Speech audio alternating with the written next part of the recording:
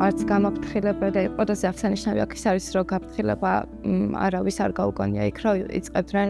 ტერიტორიის დაშლას, იწყებდნენ გაზის გაშვებას, იწყებდნენ ტყუების გამოყენებას, აი როც არსაიდან დაიწყეს ამ ყველაფრის გაკეთება და იმიტომ იყო ამ ადამიანებისთვის წარმოუდგენელი, რაც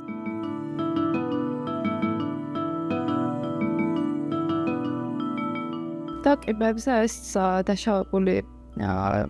ნოასაკიანი კაცი წაექცათ ამ ორბის და ჩამიდა, რომელიც მარცხნივ მედგა, ერთი და მედგა მარჯვნივ, ერთი და მედგა მარცხნივ, რომელიც მარცხნივ მედგა მივიდა ამ ორბისთან დასახმარებლად, რომ ეს კაცი აიყვანათ და ტერიტორიიდან გაიყვანათ და ზუსტად ამ დროს და თვალში ტყვი.